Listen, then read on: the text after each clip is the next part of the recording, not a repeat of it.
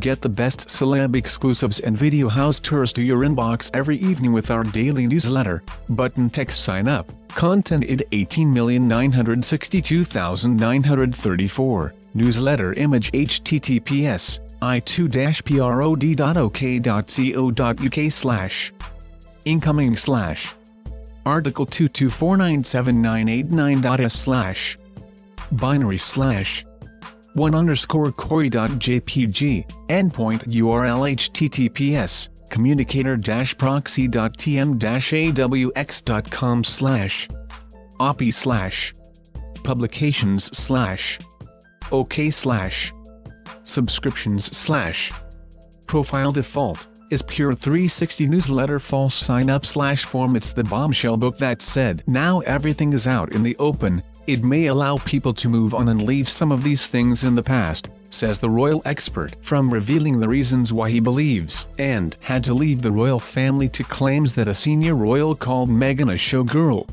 Ahmed hopes that the book will provide a more balanced overview of what really happened from the Sussexes' side. Here, Ahmed tells OK about the state of Harry and William's relationship, what's next for him and Meghan, and why he thinks they'll be following in the Obamas' footsteps. Related articles. Get exclusive celebrity stories and fabulous photo shoots straight to your inbox with OK's daily newsletter. You can sign up at the top of the page. What is the relationship between Princes Harry and William like at the moment?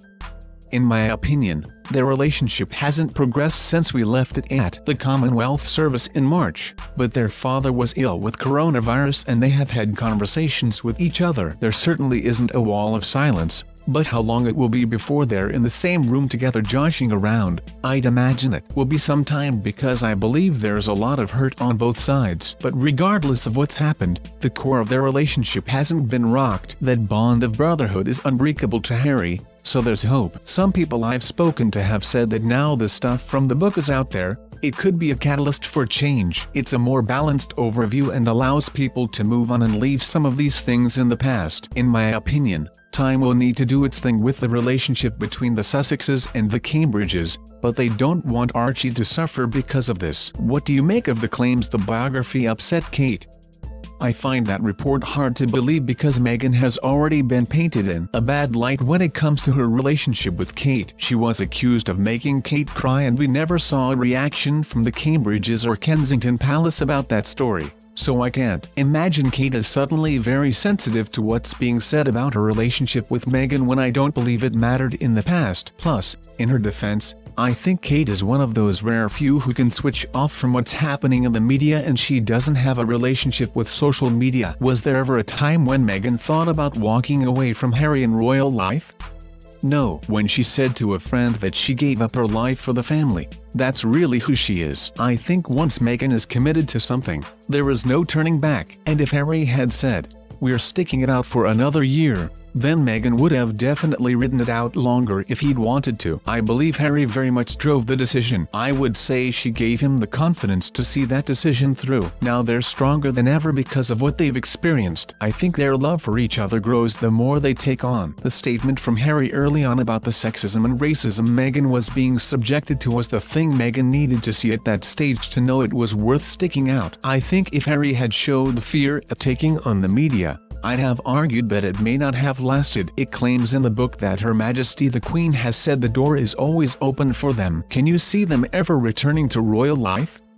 I think when that came from the Queen, it was clear that was her being a caring grandmother to Harry. Harry and his father are very close at the moment, and Harry and the Queen have this unbreakable bond. When she made her speech during lockdown, he was the first to pick up the phone and wish her luck. Those relationships haven't been permanently rocked by what's happened. But when it became clear that their half-in, half-out working mode wasn't going to work, it's almost impossible to turn back from that. But now I believe the couple are in a good place. They're thriving as a family and are focusing on the work they're passionate about. I doubt they'll ever look back. What does the next chapter hold?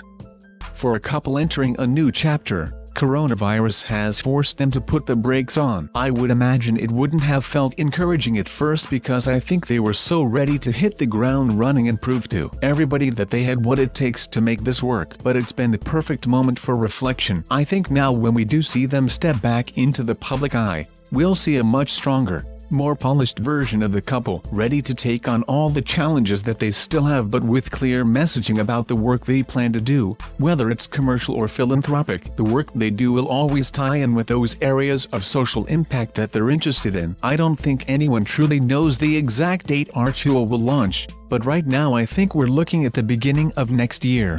Possibly the end of this year. They're not in a rush. They're said to have bought a $14.65 million mansion in Santa Barbara, California. What would have been important to them when house hunting? The couple really explored many different avenues when it came to where they'll live. I'm sure they followed security advice. Lockdown has been a real experience for them, living in a home the couple were renting. Tyler Perry's Beverly Hills mansion that perhaps they felt was very protected but actually wasn't able to keep paparazzi pictures, drones or trespassers at bay. All these things would have been taken into account.